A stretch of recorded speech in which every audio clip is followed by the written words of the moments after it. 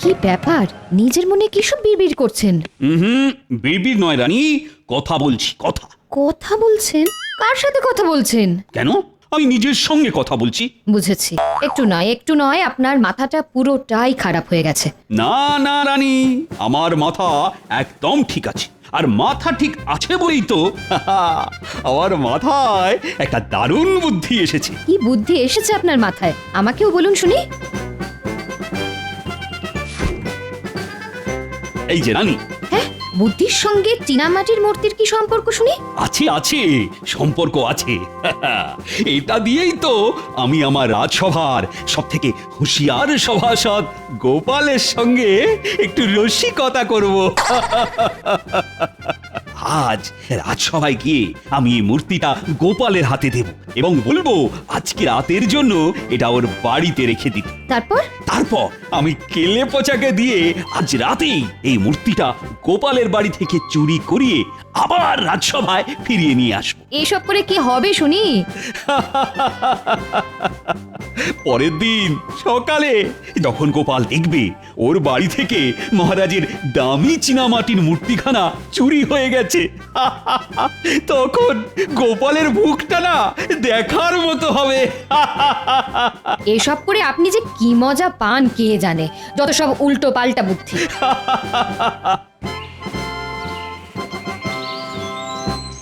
শুনছো? বলি কোথায় গেলে? একবার এদিকে শোনো না। ওরে বাবা রে, কি গো? বলি কানে কথা যাচ্ছে? কি কি কি হয়েছে গিনি? যা, কি কি অবস্থা? দরজাটা খুলে পড়ে গেল কি করে? দরজার আর কি দোষ? কতবার বলেছি দরজার মরচে পড়া কবজাগুলো পাল্টাও পাল্টাও, কে কার কথা শোনে? ও আরে আরে দাঁড়িয়ে দেখছো কি? এসে ধরো না, ধরো ধরো। এবার তাড়াতাড়ি গিয়ে ছুতরকে ডেকে আনো। না না, ওসব পরে হবে, এখন আমার কাছে টাকা পয়সা নেই। এই তবে কি আজ রাতে ঘর খোলা রেখে ঘুমাবো নাকি? গিন্নি, তোমার স্বামী তো মহারাজ কৃষ্ণচন্দ্র নয় যে ঘর ভর্তি সোনা রানা থাকবে। তোমার স্বামী হলো রাজসভার ভাঁড়, যার বাড়িতে চালের হাঁড়িতে চাল থাকে না তার বাড়িতে চোর কেন? একটা ইঁদুরও ঢুকবে না। তাই তুমি নিশ্চিন্তে ঘুমো, বুঝলে? হায় রে, এ তুমি আমাকে কার সঙ্গে সংসার করতে পাঠালে ভগবান? হায়। যাই, এবার রাজসভার দিকে যাই। চললাম গিন্নি।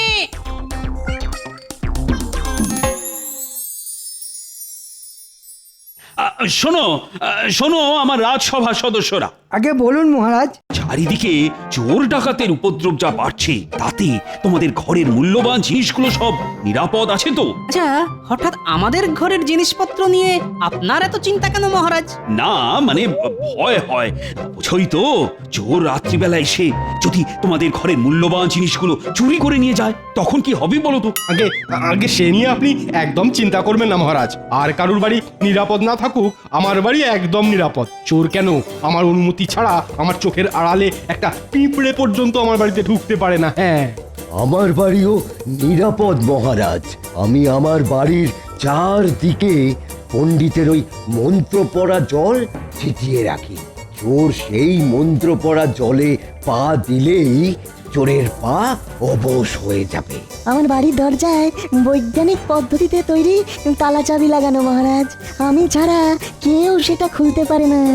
আর আমি হলাম রাজ্যের মন্ত্রী, আমার বাড়িতে চুরি করবে এত বড় সাহস এই রাজ্যে কোনো চোরেরই নেই। হ্যাঁ, সেই চোরের বাড়িতে চুরি হয় নাকি কোনোদিন?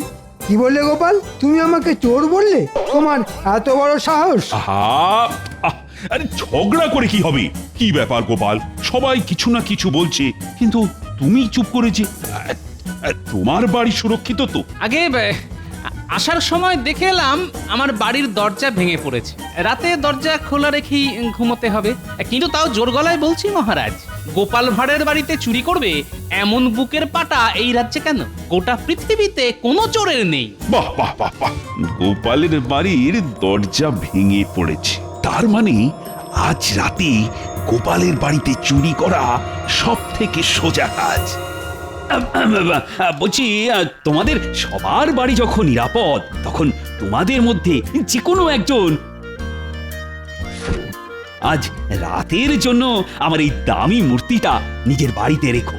ওটা আমাকে দিন মহারাজ, আমার বাড়ি সব থেকে বেশি সুরক্ষিত।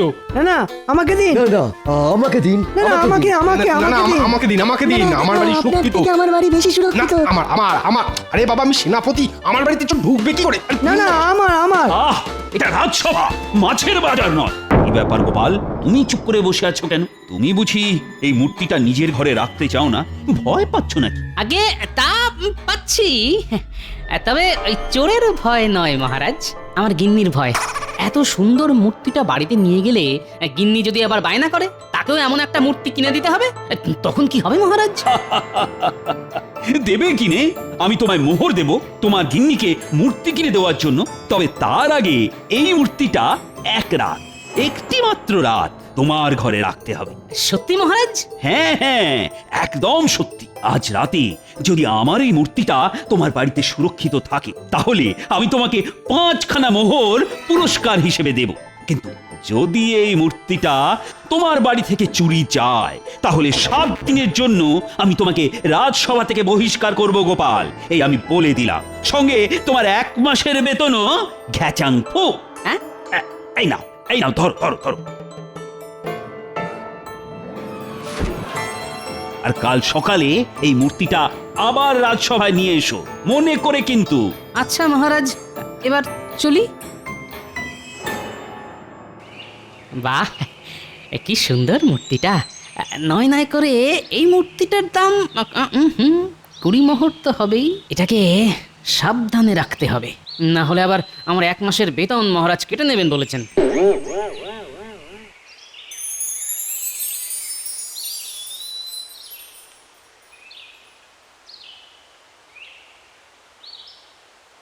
হ্যাঁ, আমাকে ডেকেছেন মহারাজ? হ্যাঁ হ্যাঁ হ্যাঁ হ্যাঁ, এসো এসো কেড়ে পচা। বলেন মহারাজ, কি করতে হবে? বেশি কিছু নয়, তোমাকে গোপালের বাড়িতে চুরি করতে হবে। ওরে বাবা, গোপাল দাদার বাড়িতে চুরি? গোপাল দাদা একবার যদি ধরতে পারে না, আমার হাত পা আস্ত রাখবে নি গো। না না না না না, আমি এসব কিছুই শুনতে চাই না। একমাত্র তুমিই পারবে গোপালের বাড়িতে চুরি করতে। হ্যাঁ, সে যখন আপনি বলতেছেন তখন তো করতেই হবে আর কি।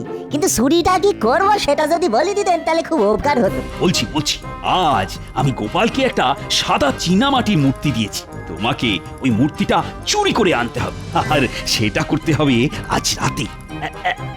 এই নাও তোমার পারিশ্রমিক। কাজ হয়ে যাবে না মহারাজ, হয়ে যাবে।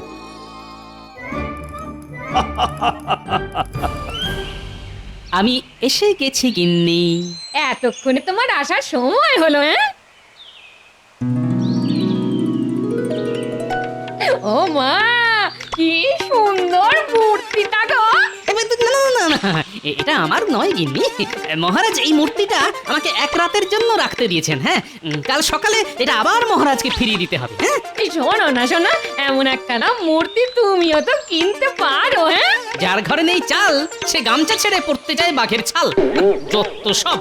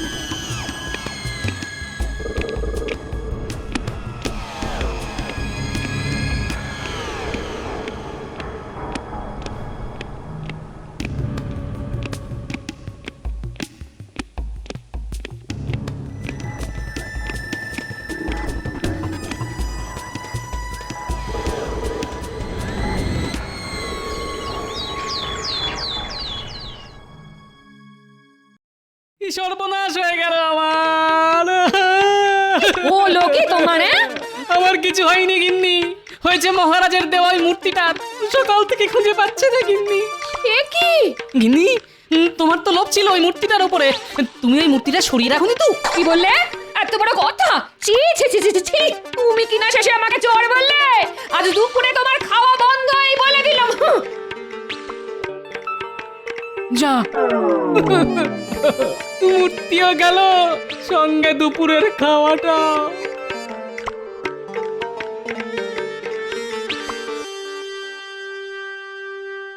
কি ব্যাপার এখনো গোপাল এসে উপস্থিত হলো না তো? হুম, আজ গোপালের রাজসভায় আসতে দেরি হবে, এটা আমি আগে থেকেই জানি। আজ তো গোপালের ওই মূর্তি নিয়ে রাজসভায় আসার কথা।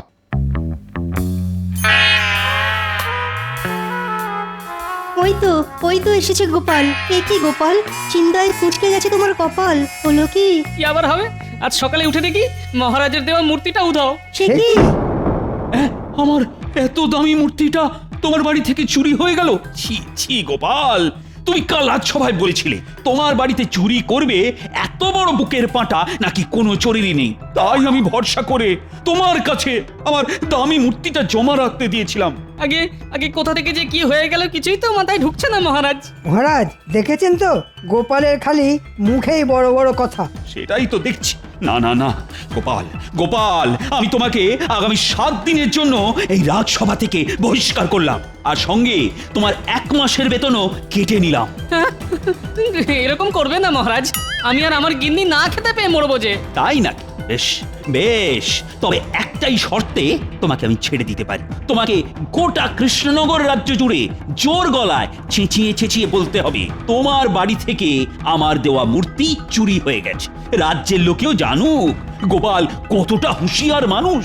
হ্যাঁ, সে কি এরকম বললে যে সবাই আমাকে নিয়ে হাসাহাসি করবে? না না না না না, এই কি করে হয়?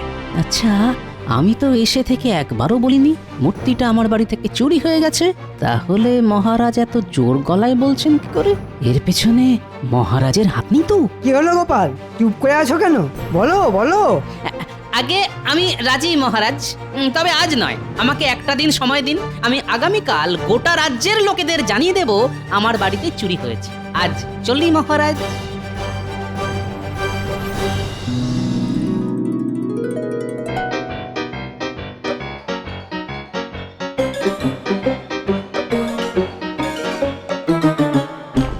ওরে বাবা রে বাবা, এই গোপাল দাদা তো এদিকেই আসতেছে।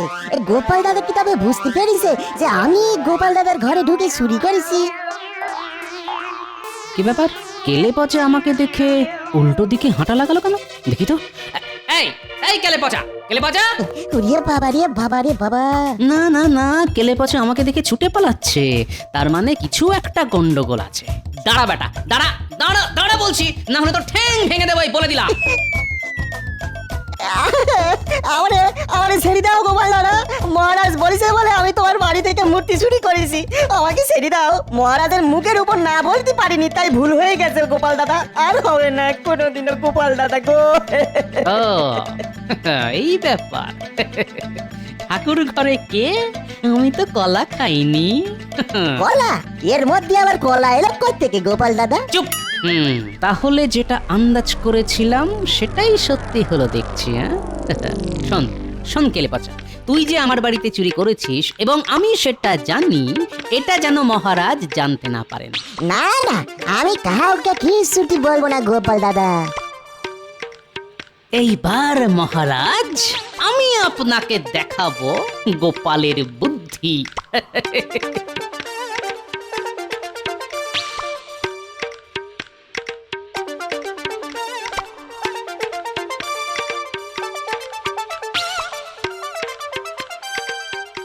বলো গোপাল দাদা, পুতুল কিনতে এসেছো বুঝি? ঠিক ধরেছো ভাই।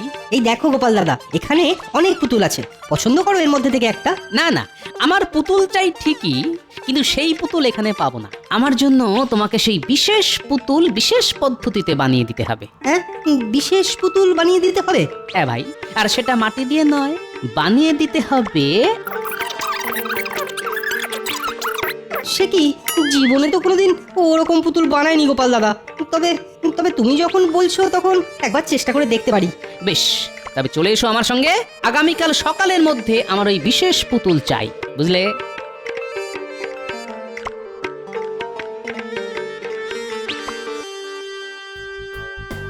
রানী, ও রানী, আমি সফল হয়েছি। আজ রাজসভায় গোপালের মুখখানা দেখার মতন ছিল।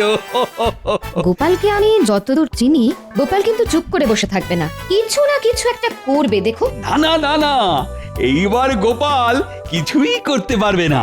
আগামীকাল গোপাল রাজ্যের সব প্রজাদের সামনে নিজের হার স্বীকার করবে বলে কথা দিয়েছে। এতদিনে আমি গোপালকে ঠিকঠাক জব্দ করতে পেরেছি।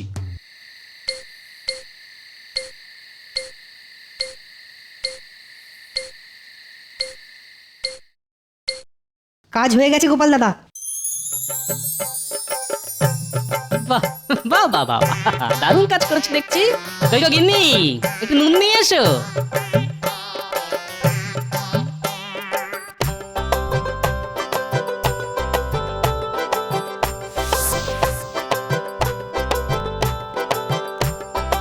এটা কি করছো গোপাল দাদা? বরফের মূর্তির গায়ে নুন মাখাচ্ছ কেন? নুন মাখাচ্ছি যাতে আজ রাতে মূর্তিটা গলে জল হয়ে না যায়। এবার শুধু কাল সকাল হওয়ার অপেক্ষা।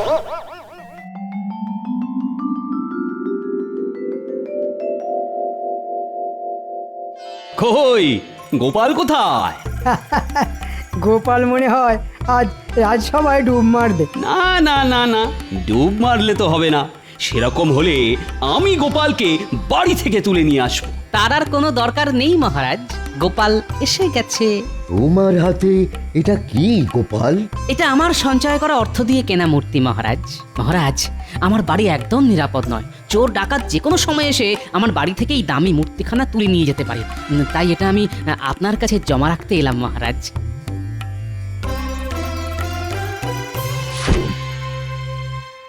বাহ বাহ বাহ বাহ, দারুণ মূর্তি তো। তা কিসের তৈরি এটা গোপাল? আগে শ্বেত পাথরের মহারাজ। এটা আপনার ঘরে রেখে দিন যত্ন করে। আমি 2 বেলা এসে একবার চোখের দেখা দেখে যাব। হ্যাঁ, বেশ বেশ, এটা আপাতত আমার সিংহাসনের উপরেই থাক। ফিরে এসে আমি এটা আমার ঘরে তুলে রাখবো। ফিরে এসে মানে কোথায় যাবেন আপনি মহারাজ? কেন কেন, ভুলে গেলে মন্ত্রী? গতকাল গোপাল কি বলেছিল? গোপাল বলেছিল আজ গোপাল গোটা কৃষ্ণনগর রাজ্য জুড়ে জোর গলায় চেঁচিয়ে চেঁচিয়ে বলবে ওর বাড়ি থেকে মহারাজের দেওয়া মূর্তিটা চুরি হয়ে গেছে। ঠিক ঠিক, আর এই দৃশ্য আমি নিজের চোখে দেখব। তাই আমিও যাব গোপালের সঙ্গে। চলুন না, চলুন। একটু পরে বুঝবেন খেলা। হ্যাঁ হ্যাঁ হ্যাঁ হ্যাঁ, আমি তো তৈরি মহারাজ। আপনারা সবাই চলুন আমার সঙ্গে।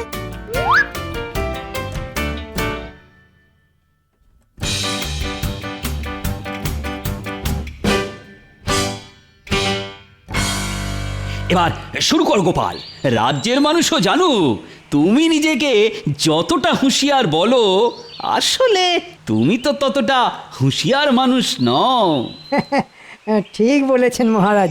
গোপাল হুঁশিয়ার মানুষ হলে গোপালের বাড়িতে চুরি হতো নাকি? মহারাজ, আমি গরিব মানুষ। আমার বাড়িতে পাহারা দেওয়ার জন্য না আছে প্রহরী, না আছে রক্ষী। এমনকি আমার বাড়ির দরজাটাও খুলে পড়ে গেছে।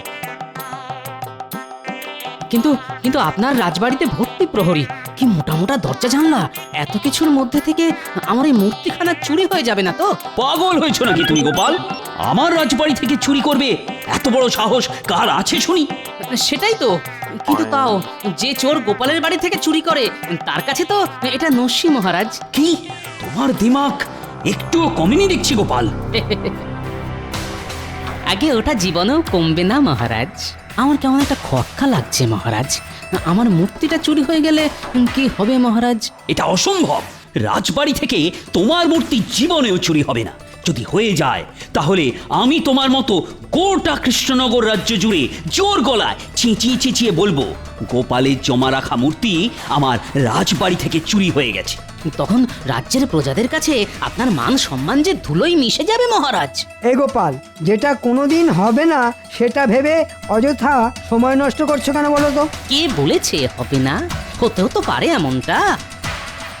মহারাজ, আমার মন কুটাচ্ছে মহারাজ। চলুন না, চলুন না, একবার রাজসভায় কি দেখে আসি আমার মূর্তিটা ঠিক আছে কিনা।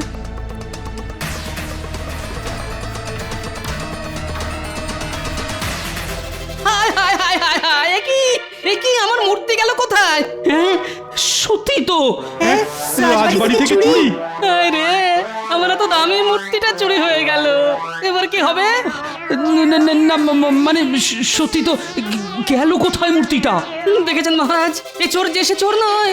কেলে পচা? এটাও তাহলে কেলে পচারই কাজ? এটাও মানে আমার বাড়ি থেকে মূর্তিটাও বুঝি কেলে পচা চুরি করেছে? এই রে, কেলে পচাকে এখানে ডেকে পাঠালে তো আমার সব চাল ধরা পড়ে যাবে। তার থেকে ভালো বিষয়টা এখানেই চাপা দিয়ে দেওয়া। না না না না, কেলে পচা চুরি করেনি, অন্য কোনো চোর করেছে হয়তো। ছাড়ো ছাড়ো, এসব বাদ দাও তো এখন। না না, বাদ দেবো কেন? আপনাকেও তো এবার আমার সঙ্গে গোটা কৃষ্ণনগর রাজ্য জুড়ে জোর গলায় চেঁচিয়ে চেঁচিয়ে ওই একই কথা বলতে হবে মহারাজ।